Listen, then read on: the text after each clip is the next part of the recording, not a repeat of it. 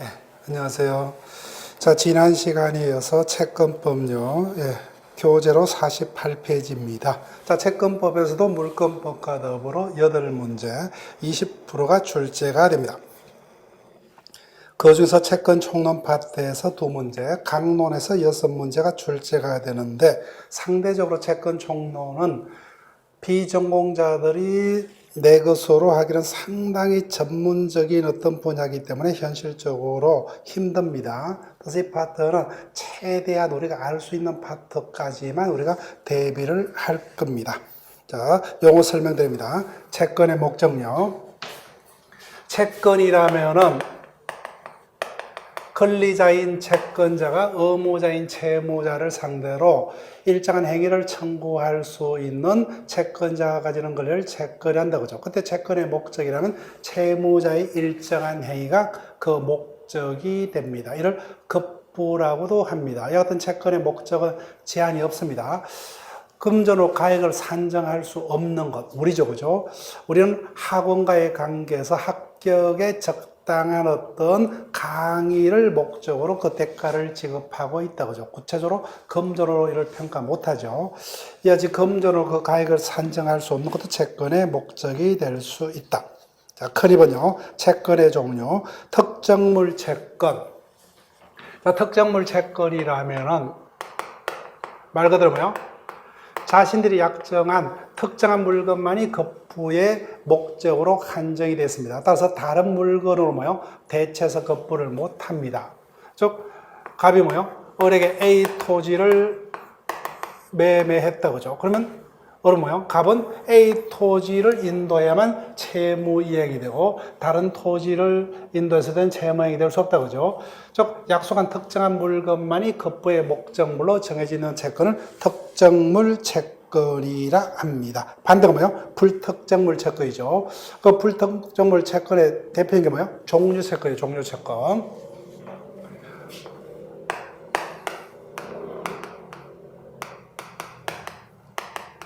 즉 예를 들게 되면요. 하이트 맥주 한 박스, 2,000살 한 가마니. 이건 뭐요? 그 종류에 속하는 일정량만 지급하면 가능하대요. 그죠? 즉, 일정한 종류에 속하는 물건에 뭐요? 일정한 양의 어떤 지급을 인도를 목적한 채권을 종류 채권이라 합니다. 자, 금전채권. 금전채권도 종류채권의 일종이다, 그죠? 예, 일정 금액의 지급을 목적으로 한 채권을 금전채권. 이와 같은 금전채권의 특징을 이미 우리 시험에서 출제가 되었습니다. 저 금전채권이라면 일정 금액의 지급을 목적으로 하기 때문에 국내에서는 뭐야? 한국은행이 남아있는 한 이행 불능은 있을 수 없죠. 이행은 가능합니다. 다만 현재 채무자가 이행치 아니할 뿐이죠. 따라서 이행 불능은 있을 수 없고 이행지체만이 문제가 됩니다. 그 다음 특징요. 당연히 금전 채무의 경우에 채무자가 약속한 날짜에 채무를 이행치 않으면 채권자에게 뭐요? 법정이자 이상의 상당의 손해가 발생할 수밖에 없죠. 따라서 채무 불이익이 있으면 채권자는 그러한 손해의 발생, 손해를 뭐요? 입증할 필요 없이 당연히 그에 대한 손해를 배상받을 수 있고, 그 다음에 일반적인 채무 불이행의 경우는 채무 불이행이 성립하려면은 채무자에게 고의 가실 등 기책 사유가 있어야 됩니다. 근데 금전 채무의 경우는 우리 법상 뭐요? 채무자는 그 불이익에서 자신에게 가실 없음을 항변 못합니다. 무조건 책임을 지도록 되어 있습니다. 그 다음에 선택채권이라면 여러 개의 어떤 뭐요? 급부 가운데 어떤 선택권자가 선택하는 어떤 목적이 뭐요? 최종적으로 급부의 목적이 되는 채권을 선택채권. 예를 들게 되면은 아버지가 뭐요? 초등학생 1학년인 자식에게 어린이날에 핸드폰 아니면 뭐요? 게임기를 사주마. 그때 뭐요? 최종적으로 수개의 급부 중 선택권자가 선택하는 것이 급부의 목적물로 정해진 채권을 선택채권이라 합니다. 그 다음에 채무불이행요. 즉 채무 불이행이라면 뭐요? 현실적으로 약속된 채무가 이행이 없었어요. 그죠? 채무 이행이 없었다. 그에 대해서 뭐요? 누구에게? 채무자에게 잘못이 있다. 그죠? 채무자에게 잘못이 있다. 즉 채무자의 잘못으로 뭐요? 약속된 이행이 없는 경우를 통틀어서 채무 불이행이라 합니다. 여하튼 채무 불이행의 유형은 옆 페이지 이행지체. 이행지체라면 뭐요? 말 그대로 지체다, 그죠? 즉, 채무의 이행이 가능함에도 불구하고 채무자의 잘못으로 이행기에 현실적으로 이행이 되지 못하고 있는 것을 이행지체라 합니다. 그 다음에 이행불능. 이행불능이라면 뭐요? 이행이 불가능하죠. 누구의 잘못으로? 채무자의 잘못으로 약속된 채무이행이 불가능한 채무불행 형태를 이행불능이라 합니다. 자, 쌍가루 3번요. 이 어떤 채무 불이행이 있으면 어떤 효과가 발생하느냐? 그것은 첫 번째, 이행 보조자입니다. 개념요. 즉, 채무의 불이행이라면 뭐요? 채무이행이 없다, 그죠? 그에 대해서 누구에게? 채무자에게 잘못이 있는 경우를 말합니다. 자, 그 중에 이행 보조자라면은, 자, 내가 건축업자입니다. 그래서 타인과 봐요. 약속해서 일정한 대가를 받고 건물을 완성키로 약속을 했습니다. 그럼 나는 뭐요? 약속된 건물을 완공할 채무가 있죠. 근데 내가 사장이기 때문에 내 스스로 건물을 건축을 합니까? 아니죠. 그죠? 인부 등을 사용해서, 그죠? 그래서 채무의 이행은 채무자가 반드시 스스로 이행할 필요가 없는 경우는 타인화금 채무자를 대신께서 이행케 할 수 있죠. 이런 자들을 통틀어서 이행 보조자라 합니다. 그때 뭐요? 채무 불이행이 성립하려면 채무자에게 고의 또는 가실이 있어야 되겠죠. 그때 이행 보조자가 채무자를 대신해서 이행 보조자가 채무자를 대신해서 이행을 현실적합니다. 그때 뭐요? 공평의 원칙상 이와 같은 이행 보조자의 잘못은 법적으로 뭐요? 누구의 잘못으로? 채무자 자신의 고의 가실로 간주를 하는 규정을 두고 있습니다. 자, 강제이행요. 그래서 채무 불이행이 있고 그 본래 이행이 뭐요? 가능하다면 국가의 힘을 빌려서 본래 이행을 강제할 수 있죠. 이를 이행 강제라 합니다. 강제. 그 다음에 손해배상. 당연히 채무 불이행이 있고 그래서 채권자에게 손해가 있다면 채무자는 그런 손해를 배상을 해야 되겠죠.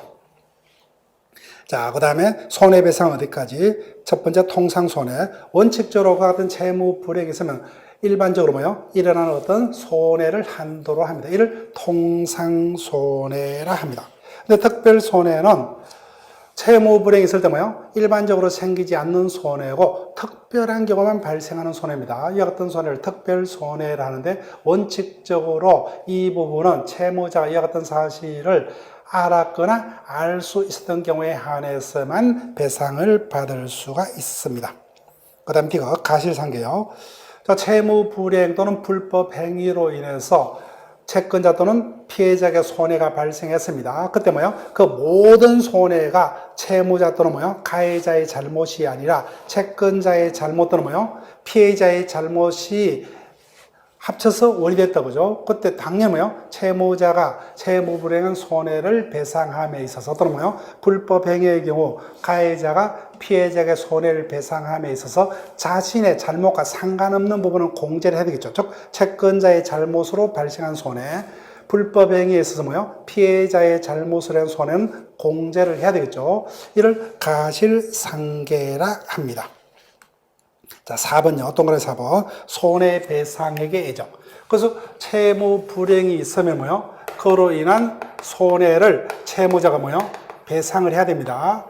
근데 우리가 본 수업에서 보겠지만요. 어떤 손해배상을 받기 위해서는 채권자가 뭐요? 채무자의 잘못으로 해서 자신에게 손해가 발생했다. 그 손해액이 얼마다라는 것을 뭐요? 채권자가 입증을 해야 됩니다. 당연히 뭐요? 입증이 곤란하고 그래서 다툼이 있을 수밖에 없죠. 그래서 채권자하고 채무자 사이 뭐요? 첫 번째, 우리가 채권 계약을 맺음에 있어서 채무자의 불이행이 있으면 얼마를 손해로 배상키로 하자. 미리 합의를 할 수 있죠. 이를 손해배상액의 예정이랍니다. 그래서 이와 같은 손해배상액 예정이 있으면 현실적으로 채권자는 뭐요? 이와 같은 손해액을 입증할 필요 없죠. 그래서 이와 같은 합의가 있으면 그 합의에 따라서 손해배상을 받을 수 있습니다. 이와 같은 제도를 손해배상액의 예정이라 합니다.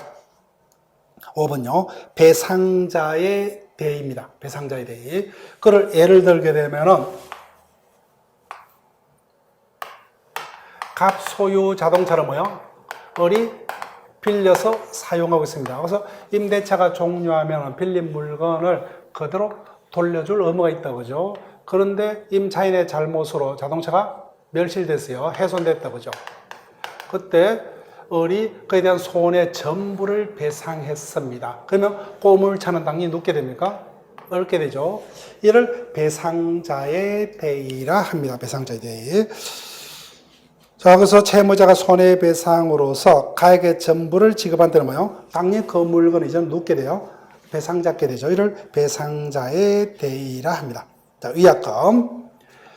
자, 채무 불이행에서 뭐예요? 양자 합의로 얼마를 뭐예요? 위약금으로 지급하자. 약정이 있다. 이를 위약금이라 합니다. 위약금.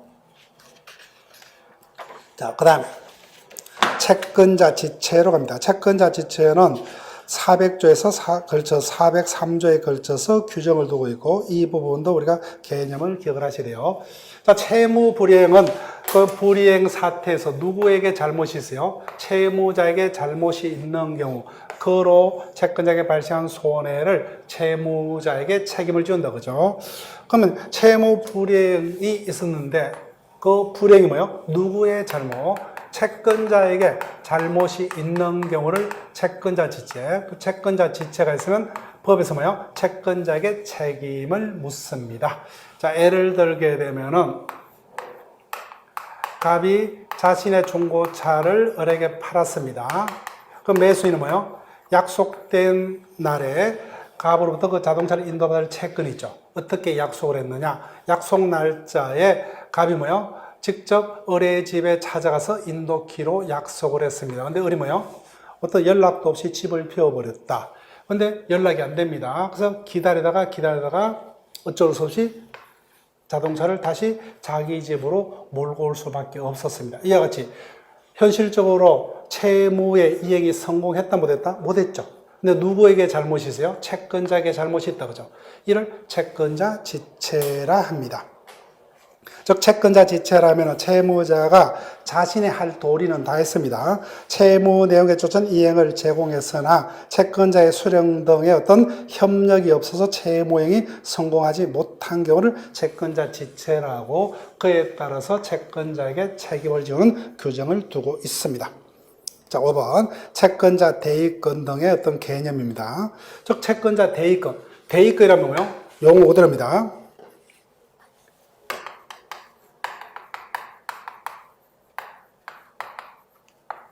채권자가 뭐예요? 채무자의 제3자에 대한 권리를 뭐예요?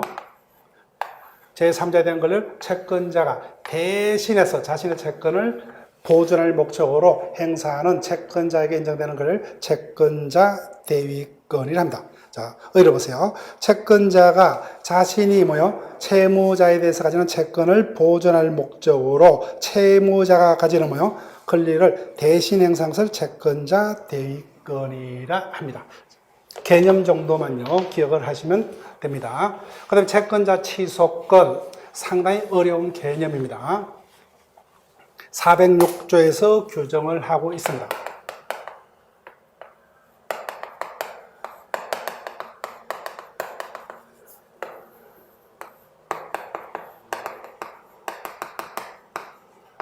자, 갑이 채무자입니다. 대부분의 채무자는 성실하게 뭐예요? 자신의 채무를 이행하겠죠. 근데 나쁜 채무자예요. 자, 아무리 내가 채권이 있더라도 채무자에게 그 재산이 없으면 나의 채권은 휴지에 불과합니다. 그런데 이와 같은 채권자가 뭐예요? 그 재산이 부족함에도 불구하고 채권자를 해할 목적으로 자신의 재산을 뭐예요? 빼돌립니다. 즉 위와 같은 어떤 채권자를 해한 행위가 있으면 일정 요건 하에 뭐예요? 채권자가 이와 같은 채권자와 제3자 간의 이와 같은 채권자를 해한 행위를 뭐예요? 취소하고 이와 같은 뭐예요? 사행위로 생겼던 어떤 이전된 권리를 뭐예요? 원래대로 채무자에게 되돌리는 이와 같은 채권자가 가지는 권리를 채권자 취소권이라 합니다. 자, 그 다음에 다수당사자 채권관계. 즉, 다수당사자 채권관계라면 뭐요? 채권자가 여러 명 또는 뭐요? 채무자가 여러 명, 채권 하나인데, 그죠? 또는 양자 모두가 어떤 다수인으로 나타나는 것을 다수당사자 채권관계랍니다. 이 어떤 다수당사자 채권관계는 뭐 분할 채권관계도 있고, 연대 채권 채무, 불가분 채권 채무도 있는데, 원칙적으로 어느 거냐는 겁니다. 자. A, B, C가 뭐요? 은행으로부터 3억을 대출받았습니다. 채권자는 한 명인데 예를 들면 뭐요? 채무자가 여러 명이죠. 그 다수당사자 채권관계는 채무자가 여러 명일 수도 있고 채권자가 여러 명일 수도 있고 양자 모두가 뭐요? 여러 명일 수도 있습니다. 자, 근데 이 경우 그림상 채권자는 한 명이고 3억을 빌려줬죠. 근데 채무자는 3명이다, 그죠? 이 경우에 각각이 자신들의 뭐요? 분할된 만큼만 채권자에게 책임을 지는 어떤 분할 채권 관계가 원칙이냐, 아니면 뭐요? 각각 채무자 모두가 뭐요? 3억 전부에 대한 채무를 부담하고 있는 게 원칙이냐는 겁니다. 우리 법상은 뭐요? 원칙적으로 어떤 다수당사의 채권 관계는 분할 채권 채무 관계를 원칙으로 합니다. 자, 그럼 은행 입장에서는 불만이 생길 수밖에 없다, 그죠? 빌려준 돈은 3억인데 2명이 망해버렸어요, 그죠? 그럼 현실적으로 1억밖에 변제 못 받겠다, 그죠? 그래서 불안하니까 뭐요? 너희들이 연대에서 책임을 지라, 그죠? 연대 책임 등의 어떤 설정을 자기들이 합의로 할 수 있다. 자, 개념 볼게요. 분할 채권 채무 관계라면은 하나의 뭐요? 나눌 수 있는 급부에서 채권자 또는 채무자가 여러 명 있는 경우 원칙적으로 뭐요? 그 채권 채무가 수인의 채권자 채무자 사이에 뭐요? 분할되는 어떤 채권 관계를 말합니다. 다수당사의 채권 관계는 어떤 분할 채권 채무 관계를 원칙으로 합니다. 자, 불가분 채권 채무 관계란 뭐요? 급부가 하나의 나눌 수 없는 급부입니다. 즉 예를 들면 뭐요? A, B, C 3명이어서 공유하는 뭐요? 자동차를 매도했다, 그죠? 갑에게. 그러면 각각이 3분의 1씩 따로 떼어서 팔 수가 없죠. 같이 급부의 목적이 불가분인 경우에 어떤 채권 채무 관계를 불가분 채권 채무 관계라 합니다. 자, 연대 채무. 그래서 원칙적으로 뭐요? 채무자가 여러 명인 경우 각각 분할된 채무만 부담하는 원칙이죠. 근데 은행 입장에는 불만이다, 그죠? 그래서 연대하여 각 채무자 모두가 그 전부의 어떤 변제를 목적으로 한 여하튼 채권 채무 관계를 연대 채무라 합니다. 자, 보정 채무. 그래서 갑이 채무자입니다. 그런데 믿을 수 없다, 그죠? 그래서 약속을 합니다. 채권자와 사이에 채무자가 뭐요? 약속된 채무를 이행치 않으면 내가 2차적으로 뭐요? 책임을 지겠다. 이자를 보정이란다, 그죠? 보정인. 즉, 주된 채무자가 그 채무를 이행치 않는 그 보정인을 대신 이행해야 할 채무 관계로, 이를 보정 채권 관계라 합니다. 자, 7번요. 채권 양도와 채무 인수로 갑니다. 자, 채권 양도 파트도 450조 이하 규정을 두고 있는데 그 부분도 우리 시험에서 채권 총론에서는 출제가 되었고 앞으로 필요한 부분에서 기본 강의 시간에 살필 거예요.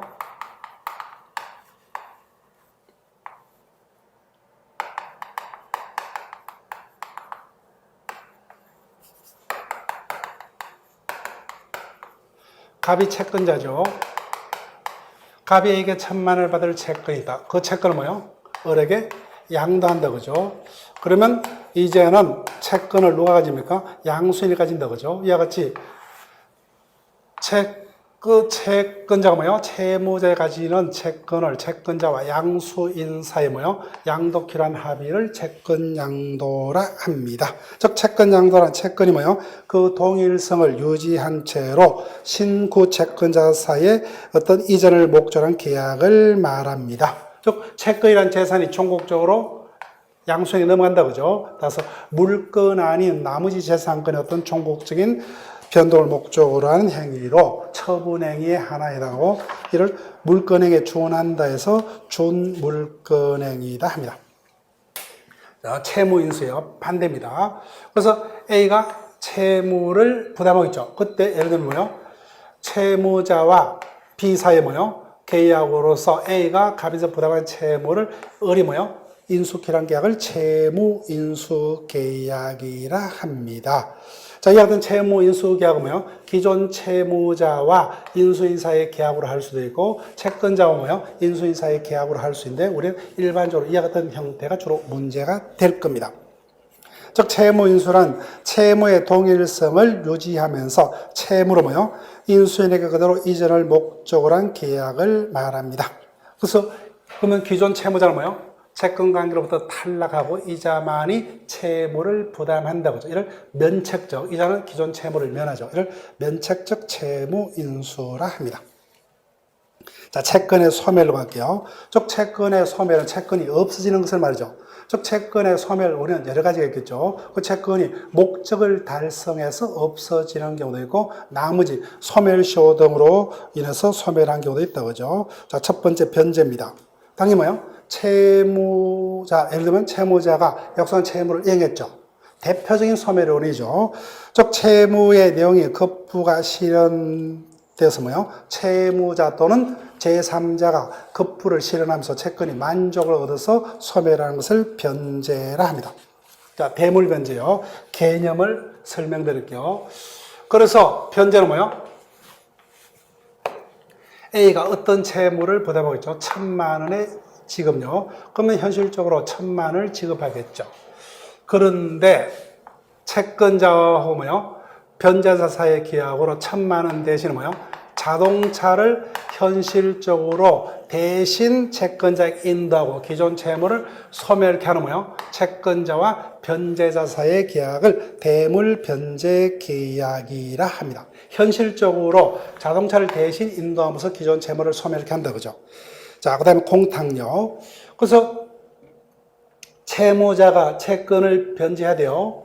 근데 성실한 채권자입니다. 근데 변제하려고 보니까 채권자가 누군지 모르겠다. 예를 들면 채권자가 사망했다. 그럼 누구에게? 상속인에게 변제했다. 그죠? 이와 같은 사유가 있는 경우 채무자는 뭐요? 법원을 찾아가서 자신의 채무의 상당 1,000만 원을 공탁함으로써 자신의 채무를 소멸케 하는 이와 같은 제도를 공탁이라 합니다. 공탁. 자, 볼게요. 거의 변제자가 변제 목적물을 채권자를 위해서 공탁소에 뭐요? 임치, 즉 보관을 하면서 자신의 채무를 면하는 제도입니다. 즉 채권자가 뭐요? 변제 받기를 거절하거나 받을 수 없는 경우 또는 뭐요? 변제자가 가실 없이 채권자가 누군지 알 수 없을 때 이용하는 제도를 공탁이라 합니다.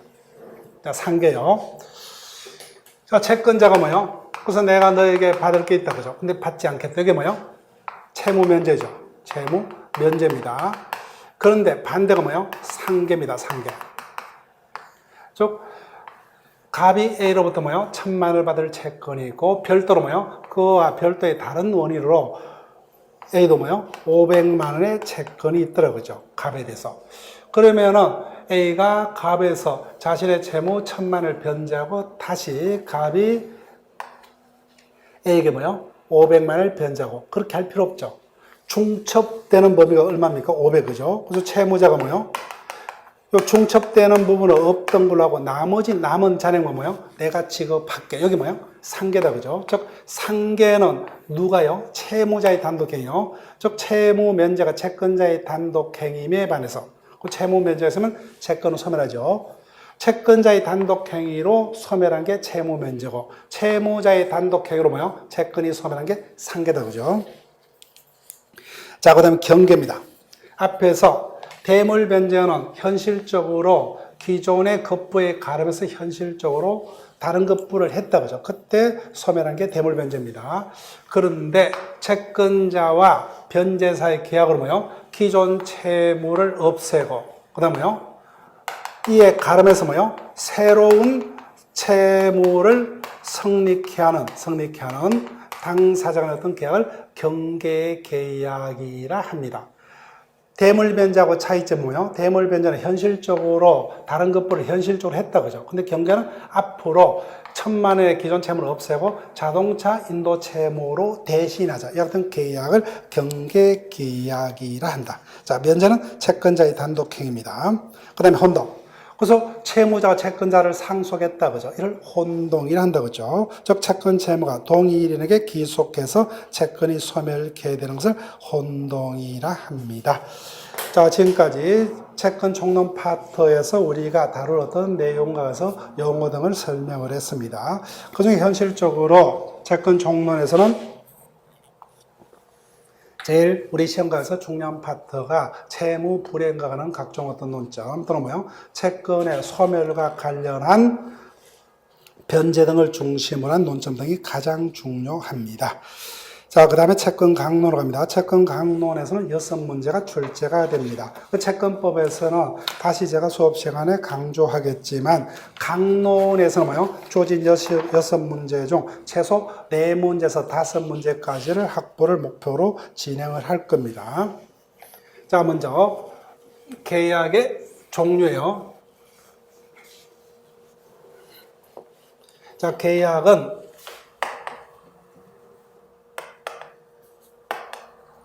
대립되는 당사자의 의사의 합치로 성립하는 법률 행위를 계약이죠. 그때 채권 채무 발생을 목적으로 한 계약을 채권계약, 소유권 등의 어떤 물권 변동을 목적으로 한 계약을 물권계약, 혼인 등 가족법상의 지위 변동을 목적으로 한 계약을 가족법상의 계약, 이렇게 붙이면 됩니다. 근데 지금 계약이라면 일반적으로 채권계약을 지칭하는 거예요. 그때 계약은 크게 두 가지, 전형계약과 나머지를 비전형 계약으로 읽습니다. 즉, 계약은 자유가 원칙이기 때문에 어떠한 어떤 종류의 계약도 자유로이 체결할 수 있다. 그 중에서 전형 계약이라면 우리 민법전에 실려 있는 15가지 종류를 전형 계약이랍니다. 즉, 한문 그대로 우리 사회에서 가장 빈번하게 전형적으로 체결되는 계약을 말합니다. 나머지 그죠? 자기들이 자유로이 체결을 할 수가 있습니다. 자, 이와 같은 전형 계약은 2번요. 쌍무 계약과 편무 계약으로 일단 구분합니다. 쌍무 계약.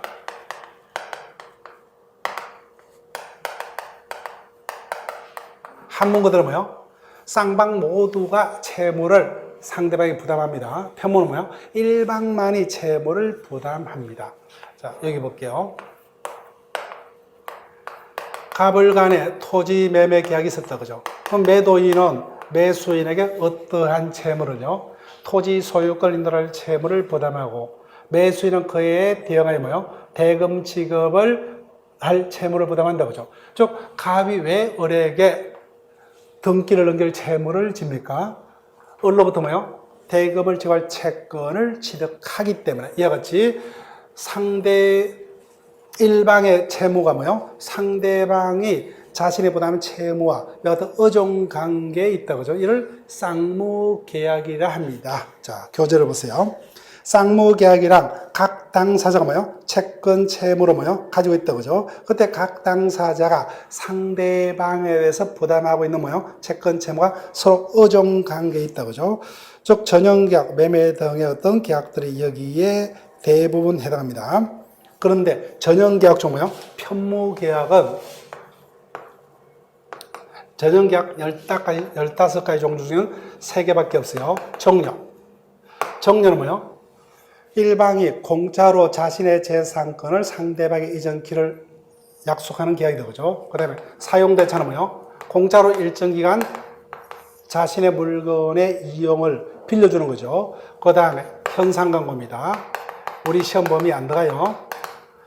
즉, 예를 들게 되면은 치매에 걸린 노모가 집을 비웠다, 그죠? 그래서 효자인 자식이 방을 붙입니다. 노모를 찾아준 적이 후사 사례금을 지급하겠다, 그죠? 1,000만 원. 이를 현상광고라 합니다. 이와 같이 어떤 당사자 일방만이 채무의 겁부를 부담한 계약을 편무라 합니다. 편무. 그 다음에 무상이요.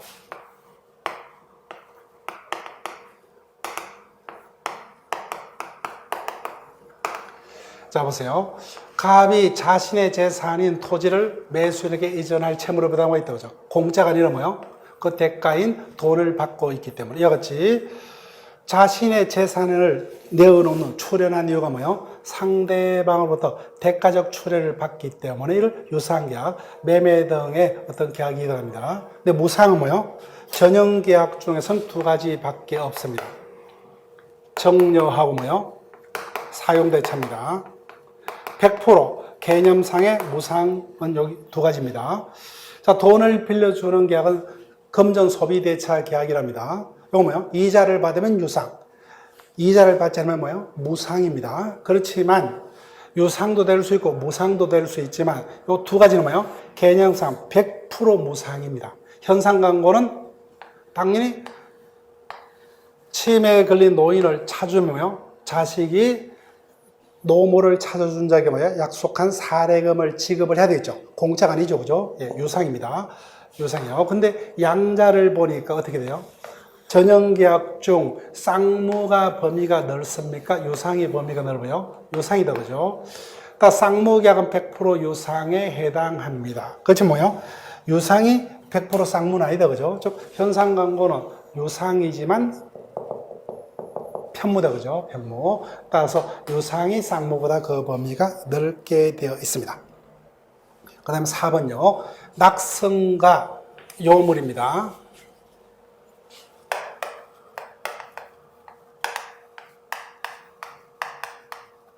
낙성은 당사자 간의 합의만으로 계약이 성립합니다. 자, 민법상의 전형계약은 낙성을 원칙으로 합니다. 전형계약 중 요물계약은 현상광고밖에 없습니다. 즉, 당신 노모를 찾아줄 테니까 뭐요?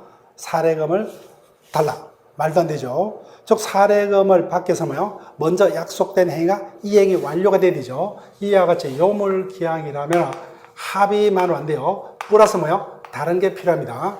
어떤 지정된 행위를 뭐요? 현상광고와 같이 완료를 한다든지 아니면 물건을 인도를 해야 돼요. 이와 같은 계약을 요물계약, 전형계약 15가지 중에 요거밖에 없어요. 나머지는 비전형계약, 즉 금방 봤던 뭐요? 대물 변제계약이라든지 그 다음에 대표적인 게 계약금 계약이에요.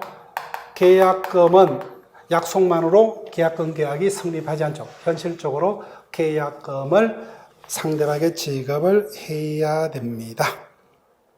자, 그러면 계속적 계약, 일시적 계약, 즉 임대차 계약이라든지 뭐예요? 고용계약 등은 그 계약에서 달성한 목적이 실현되려면 일정 기간 계속이 되죠.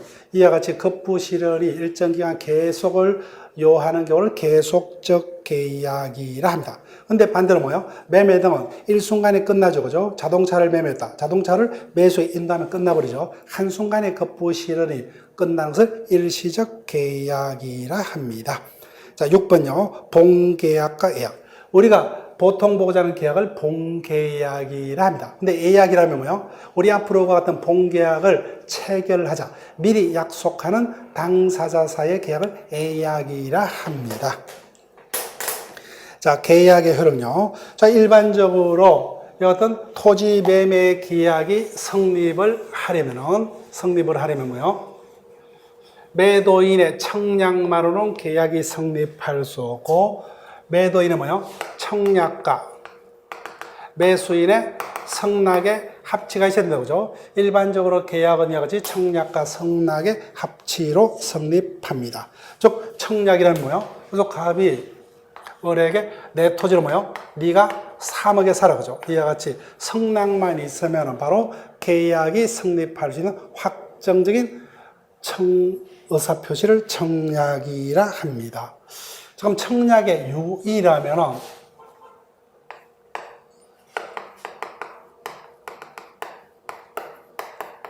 자, 어떤 게 있느냐? 자, 볼게요. 갑이 공장을 경영을 합니다. 그래서 뭐요? 구인 강고를 합니다. 그래서 이자가 뭐요? 입사 원서를 제출해요. 만약에 갑의 구인 강고가 청약이라면 을의 입사 원서 제출이 성낙에 해당되죠. 그럼 바로 고용 계약이 체결되죠. 근데 현실적으로 그러하지 않다 그죠. 그럼 구인 강고는 결론 뭐요? 청약은 아니라는 거죠. 뭡니까? 요겁니다. 즉 갑에 이와 같은 구인 강고는 을로 하여금 입사 원서를 자신에게 제출하게끔 꼬드긴다, 그죠? 저 입사 원서 제출이 뭐요? 나는 당신 회사에 취업을 하고 싶습니다. 청약이고. 그래서 입사 원서를 제출한 자를 뭐요? 모아서 면접을 보고 뭐요? 채용 결정을 하죠. 그때 갑의구가 되니까 뭐요? 성락이 된다, 그죠? 그래서 구인광고는 을라이가 뭐요? 입사 원서, 즉 청약을 하도록 꼬드기는 청약의 유인이라 합니다. 즉 입사 고인 광고라든지 물품 판매 광고 이런 것들이 여기에 해당합니다. 자, 성락요. 그래서 갑이 을에게 3억 주고 사러 청약했다, 그죠? 그래서 을이 오케이. 이를 성락이라 합니다. 자, 동시이행 항변권요. 자, 여기 보세요. 갑은 왜 자신의 토지를 을에게 넘깁니까? 그 대가를 받기 때문에, 그죠? 이와 같은 갑을 간의 계약을 쌍무계약이라 했죠. 자, 볼게요. 공평원칙상. 그래서 매매계약이 성립했어요. 그런데 매수인이 뭐요? 약속된 대금은 지급치 않고 매도인에게 등기를 넘겨달라고 합니다. 그럼 내가 매도인이라면 어떻게 대응을 합니까? 약속대로 대금을 달라, 그죠? 그때까지는 나도 등기를 너에게 못 넘겨주겠다, 그죠? 이를 동시이행 항변권이랍니다. 즉 쌍무계약의 당사 일방은 공평의 원칙상 상대방이 그 채무행을 제공할 때까지 자신이 부담하고 있는 채무행을 거절할 수가 있습니다. 이와 같은 권리를 동시이행 항변권이라 합니다. 자, 위험 부담 문제요.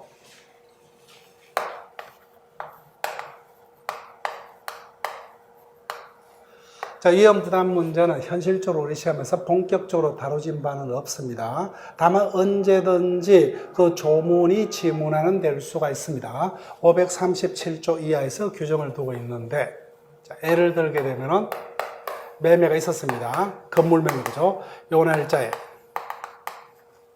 근데 현실적으로 요 날짜가 마무리 일자입니다. 그래서 등기와 잔금을 맞게 안 하겠습니다. 근데 예를 들게 되면 요 날짜에 소실돼 보세요. 자, 동네에 화재가 났습니다. 그래서 매도인 갑의 어떤 주택도 옆집의 화재로 해서 덩달아 소실됐습니다. 채무자인 매도인에게 잘못이 없다, 그죠? 그럼 채무자는 그 주택의 소유권을 이전할 필요가 없어요. 근데 문제는 매수인은 약속된 대금을 지급을 해야 되느냐? 이는 위험의 부담 문제랍니다. 즉 쌍무계약의 당사자 일방의 채무가 뭐예요? 쌍방의 책임 없는 사유로 후발적 불능이 됐을 때 상대방이 부담하는 채무의 운명은 어떻게 될 것이냐. 이를 위험의 부담 문제라 합니다. 자, 그 다음에 제3자를 위한 계약 볼게요. 제3자를 위한 계약도 채권 강론에서는 기본적인 논점 중에 하나입니다. 언제든 출제될 수 있는 주요 논점 중에 하나입니다. 자, 예를 들면 갑을 간의 생명보험 계약이 체결됐습니다. 보험회사요. 보험을 맺는 자다, 그죠? 그때 계약상에 어떤 사고가 터지면 그 보험금을 누구에게 체결하죠? 어디까지나 보험, 생명보험계약은 누구와 누구 간에? 갑을 간에 체결되죠. 이와 같이 당신 회사에 내가 보험계약을 체결할 테니까 사고가 터지면 약속된 보험금을 체계 지급을 해달라. 이와 같은 것을 요청하는 갑을 뭐야? 요약자. 보험회사 오케이. 낙약자를 합니다. 어디까지나 계약은 뭐요? 제3장 계약은 요약자하고 낙약자 간의 합의로 성립합니다.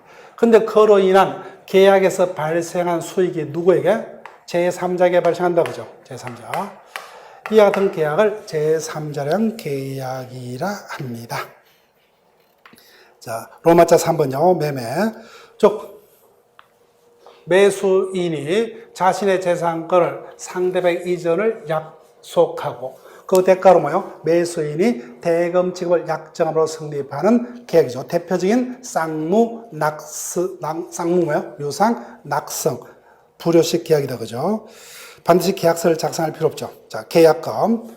일반적으로 요 날짜에 계약이 체결됐다면 매매 대금이 3억이요. 우리 상식상 매수인이 얼마를 계약금으로 3천을 계약금으로 지급한다 그죠? 이를 계약금이라 한다 그죠? 계약금. 자, 계약금. 이와 같은 계약금이 지급되면은 우리 법은 536조에서 원칙적으로 해약금으로 봅니다. 565조에서. 정말요? 계약금을 지급한 자는 일방이 이행에 착수할 때까지 뭐요? 계약금을 포기하고, 즉 매수인은 계약금을 포기하고, 반대로 계약금을 받은 자는 뭐요? 그 배액을 상환해서 계약이 없던 상태로 할 수 있습니다. 그래서 원칙적으로 해약금으로 추정을 합니다. 자, 환매요. 환매라는 경우는 용어만 설명드릴게요. 갑이 자신의 거린과 같은 집을 을에게 팝니다. 근데 종국적으로 매도할 어떤 생각은 없어요.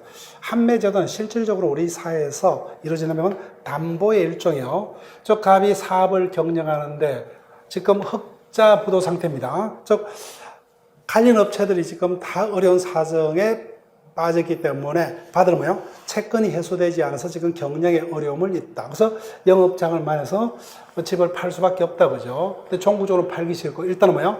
어렵게 팔았다가 나중에 대사할 수 있는 권리를 남겨두고 파는 제도를 환매제도, 실질적으로는 담보의 어떤 일환입니다. 자, 기타요. 용어 정리로 갑니다. 교환. 앞에서 매매의 경우는 갑이 자신의 재산권을 넘기는 대가로 매수인으로부터 뭘 받아요? 대금을 받죠. 그런데 갑은 건물을 넘기고 을은 그 대가로 토지를 넘깁니다. 이를 뭐예요? 교환이라 합니다. 교환.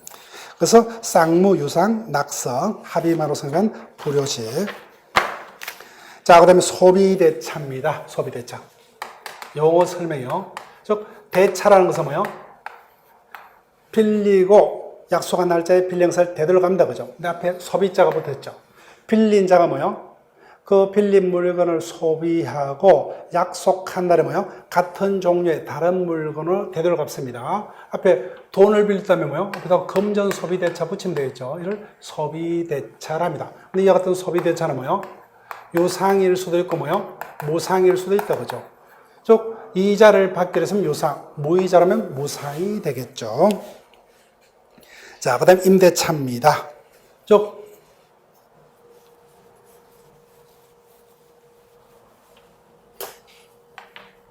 임대차에서는 한 문제가 뜹니다. 건물입니다. 을이 건물이 없다, 그죠? 그래서 갑으로부터 일정 기간 동안 그 건물을 빌려서 삽니다. 그때 갑을 뭐요? 임대인이 한다, 그죠? 임대인. 이와 같이 임대차는 임대인과 임차인 사이의 계약으로 성립하는 반드시 뭐요? 그 대가인 차임을 지급해야 되죠. 그래서 유상입니다. 그런데 공짜로 빌려 사용, 여기서 뭐요? 사용대차랍니다. 사용대차. 즉, 임대차는 뭐요? 일정 기간 동안 타인의 물건을 빌려 사용하고 약속한 날 되면 뭐요? 빌린 물건 그 자체를 되돌려 반환합니다. 그런데 뭐요? 그 대가를 지급해야 된다 그죠? 근데 사용대차는 일정 기간 동안 타인으로부터 물건을 빌려 사용하고 그 물건을 그대로 되돌려 갚습니다. 근데 뭐요? 임대차하고 반대로 공짜로 빌려 사용한다 그죠? 자, 그 다음에 전대차라면은 그래서 을이 뭐요? 갑의 건물을 다 빌렸습니다. 근데 가족이 적기 때문에 그 건물 전부를 사용할 필요 없죠. 일부분을 타인에게 재임대한다고 해서 이를 전대차라 합니다. 그 다음 보증금. 여하튼 임대차 계약에서는 임차인의 채무 불이행 등을 담보할 목적으로 일정 금액을 보증금으로 지급한다고 해서 이를 임대차 보증금이라 합니다. 자, 사용대차까지 한꺼번에 설명이 됐어요.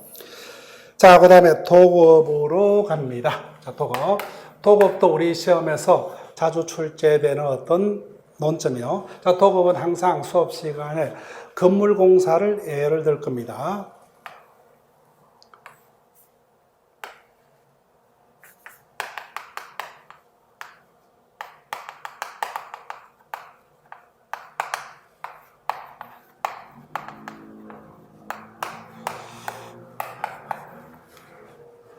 자, 내가 교회에다가 뭐야? 아름다운 전원주택을 지어서 가족들과 행복한 노후 생활을 하고 싶다. 근데 내 스스로 건물을 못 짓죠. 그래서 건축업자에게 맡긴다, 그죠?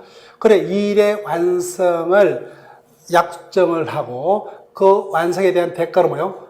대가를 지키기로 약정하는 어떤 당사자의 계약을 도급계약이라 합니다. 이 경우 뭐요? 나를 도급인, 건축업자는 뭐요? 수급인, 이렇게 읽으시면 돼요. 자, 당사자 일방이 일의 완성을 약정하고 상대방이 그에 대해서 보수 지급을 약정을 성립하는 계약입니다. 그래서 대가 지급해야 된다, 그죠? 유상, 쌍무, 합의만으로 성립하는 낙서. 그 다음 반드시 계약서를 작성할 필요 없는 불효식입니다. 자, 그 다음에 위임요. 자, 위임 문제는 출제가 되면 조문 그 이상 그 이하도 아닙니다.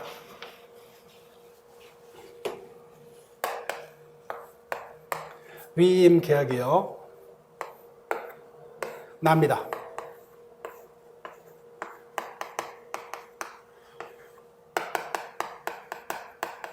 자, 내가 민사 사건이 걸렸어요. 민사 소송이 제기됐다, 그죠? 근데 소송은 내 스스로 하는 게 원칙이지만 나는 법적 지식이 없기 때문에 그 민사 사건의 처리를 누구에게 맡깁니까? 변호사에게 맡기죠. 이를 위임 계약이랍니다. 그래서 나를 뭐요? 위임인, 변호사는 뭐요? 수임인, 이렇게 읽으면 돼요. 자, 위임. 당사 일방이 상대방에 대해서 자신의 사무 처리를 위탁 부탁하고 상대방이 이를 승낙함으로 성립하는 계약입니다. 즉, 이것이 뭐요? 위임의 대가로서 보수를 지급할 수도 있고 뭐요? 보수를 지급하지 아니할 수도 있다. 보수를 약정하면 유상이고 보수 지급 약정에 없으면 무상이다, 그죠? 원칙상으로는 무상을 원칙으로 합니다. 그래서 위임인, 수임인까지 설명을 했어요. 자, 기타 용어 정리입니다. 임치. 임치자는 뭐요? 계약자가 생략된 거예요.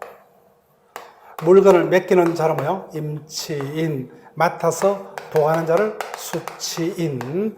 예를 들면 창고업자를 생각해 보세요. 내가 집에다가 물건을 보관할 어떤 마땅한 장소가 없다, 그죠? 그 창고업자에게 일정 기간 동안 그 물건 보관을 맡깁니다. 이와 같은 당사자의 계약을 임치계약. 나를 임치인, 맡아서 보관하는 자를 뭐요? 수치인 그럽니다. 자, 그 다음에 소비 임치자가 있죠. 근데 앞에다가 뭐요? 소비자가 붙었다, 그죠? 그러면 어떤 겁니까? 수치인이 뭐요? 자신이 보관받은 물건을 뭐요? 소비하고 약정한 날짜 뭐요? 임치인이 반을 요구하면 같은 종류의 물건으로 내어줍니다. 이를 소비임치. 대표적인 예가 뭐요?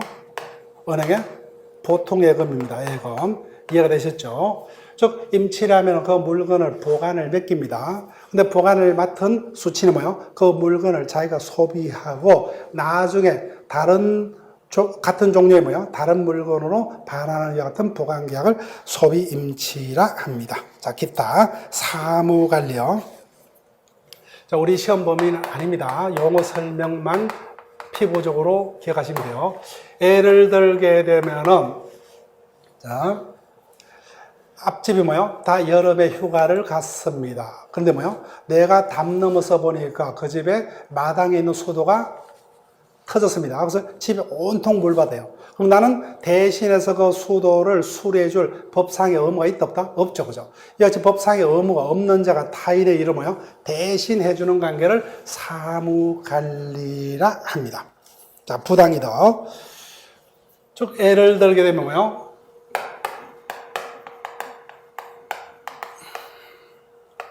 가벌간에 토지 매매가 있었습니다. 등기까지 넘어갔고 대금이 지급됐다, 그죠? 근데 매매가 무효입니다.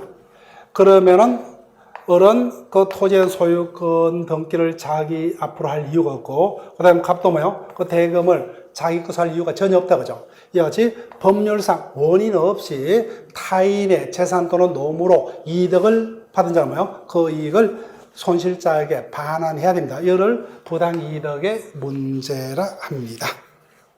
자, 불법행위요. 자, 교통사고를 떠올려볼게요. 그래서 운행자가 고의 또는 과실로 뭐요? 잘못해서 보행자를 치어 다쳤다, 그죠? 불법행위죠. 이와 같이 뭐요? 고의 또는 가실로 인해 위법 행위로 타인에게 손해를 간자하는 피해자에게 생긴 손해를 배상해야 된다. 이를 불법 행위라 합니다. 고의, 그죠? 알면서 행위를 치어다치게 한다, 그죠? 근데 사용자 책임이라 하면은, 즉 내가 회사를 경영합니다. 그때 직원이 회사 일을 하다가 타인에게 불법 행위를 했다, 그죠? 그래서 피해자가 손해가 발생했어요. 근데 사용자인 사장이 나는 직원이 어떤 회사 일을 하다가 그 같은 어떤 잘못을 저지르지 않게끔 그 직원을 감독 잘해야 되겠죠. 근데 여하튼 감독의 잘못이 있을 때 사용자인 사장이 직원의 잘못으로 피해자에게 발생한 손해를 대신 책임을 지우는 책임을 사용자 책임이라 합니다. 756조에서 규정을 합니다. 자, 지금까지 민법 총칙과 채권법까지 우리 시험 범위와 관해서 어떤 본 수업에 앞서서 본 수업에서 쭉 진행될 어떤 내용들과 관련해서 필요한 어떤 기초 개념 위주로 쭉 진행을 해왔습니다. 따라서 자, 여러분들 어떤 기본 강의가 본격적으로 진행되기 전에 어떤 기초 강의를 통해서 그 용어가 어느 정도 친숙해졌다면은 그 본 기본 강의 내용을 내 것으로 할 수 있는 준비 상태가 되었다. 이렇게 생각하시면 돼요. 첫 번째 토익법을 제가 어떤 설명을 드렸죠. 민법이라는 과목이 왜 어려우냐, 그죠? 예, 법을 공부하는 사람들에게 그 용어가 내 것이로 되지 아니하기 때문에, 그죠? 그 용어 자체가 친숙하지 못하기 때문에 어려움을 느낍니다. 즉 법에서 사용하고 있는 용어가 우리 현실 세계에서 전혀 사용되지도 아니하는 어떤 용어일 수도 있고, 현실에서 사용되는 단어가 글자는 똑같은데 의미가 전혀 다른 의미로 사용되는 경우 등이 흔하다, 그죠? 이런 것들을 내가 알고 있는 어떤 이해대로 이해를 한다면 판판이 우리는 답을 틀릴 수밖에 없어요. 그래서 법에서 요구하는 그 의미대로 빨리빨리 그 의미를 내 것으로 한 상태에서 어떤 내용들의 어떤 강의 등을 통해서 그 내용을 숙지한다면 용어의 어떤 친숙치 못함으로 해서 발생하는 어려움은 상당 부분 불식이 될 겁니다. 그래서 첫 번째 작업이 법을 공부할 때 용어를 빨리 내 것으로 하는 어떤 작업이기 때문에 이번 기초 시간에서는 그와 같은 어떤 문제의식하에 우리가 다룰 어떤 내용들과 관계되는 필요한 어떤 용어들을 최대한 쉽게 설명을 했습니다. 자, 그럼 기초 강의는 이 시간으로 마치고 다음 시간부터는 본격적으로 2020년에 시험 합격을 해서 본격적인 강의가 진행됩니다. 그래서 기본서를 통해서 쭉 진행을 할 거예요. 그래서 첫 번째 강의는 기본 강의로 최대한 필요한 부분을 쉽게 쭉 진행을 할 겁니다. 그 다음에 기본 강의가 끝나면 심화 학습 강의에서 본격적으로 출제될 부분만 본격적으로 깊이 있게 쭉 어떤 문제 등을 필요한 문제 등을 검토하면서 진행하는 이와 같은 식으로 진행할 겁니다. 그래서 이와 같은 어떤 기본 강의가 끝나면 나머지, 그죠? 객관식 문제풀이와 어떤 모강 때 모의고사와 어떤 모의고사를 통한 형태의 어떤 연습 등의 시간, 핵심 정리 등을 통해서 나머지 부분을 우리가 숙지함으로써 약속된 어떤 점수를 현실적으로 시험 장소에서 내 것으로 할 수 있는 이와 같은 1년 과정을 쭉 거칠 겁니다. 그래서 이와 같은 1년 과정을 거친다면은 그때도 말씀드렸지만 처음에는 민법 강의를 듣는 데는 어려움이 없지만 현실적으로 모의고사 등을 풀 때는 어느 순간까지는 계속적으로 까락 근방에서 내 점수가 형성이 됩니다. 그래서 과목의 특성입니다. 다른 어떤 1차 과목의 두 과목은 내가 기억을 했고 어떤 문제를 풀 수 있는 공식을 알고 있다면 바로바로 어떤 실전에 해당한 문제가 풀립니다. 근데 민법이란 과목은 알고 있다 하더라도 현실적으로 5개의 지문 중 정답에 대한 지문을 찾기가 곤란합니다. 연습이 돼야 돼요. 그 연습이 되면 비로소 시험에 인접한 시점에서 현실적으로 내가 예상했던 점수가 나옵니다. 그래서 만약에 그 어떤 실력 단계까지 갔다면 본 시험 장소에서 가장 내가 예상했던 점수가 그대로 인정되는 과목이 법 과목입니다. 가장 정직한 과목이요. 그 다른 과목보다는 변동성이 약합니다. 다만 그 과정까지 가기가 오랜 시간이 걸립니다. 그래서 중간중간에 어떤 내가 아직까지도 점수가 이 정도밖에 뜨지 않느냐, 그죠? 다 그러니까 그러려니 하고 따라오셔야 돼요. 그래서 본시험까지 쭉 장기간의 시간을 우리가 쭉 마라톤 과정이라 생각하시고 일희일비하지 마시고 쭉 따라오신다면은 민법 과목은 약속된 만큼의 어떤 점수가 주어지는 정직한 과목이다. 이렇게 봅니다. 그럼 저는 이 시간, 기초 강의 시간을 마치고 다음 시간부터 본격적으로 이론 강의를 통해서 여러분과 만나겠습니다. 예, 수고했습니다.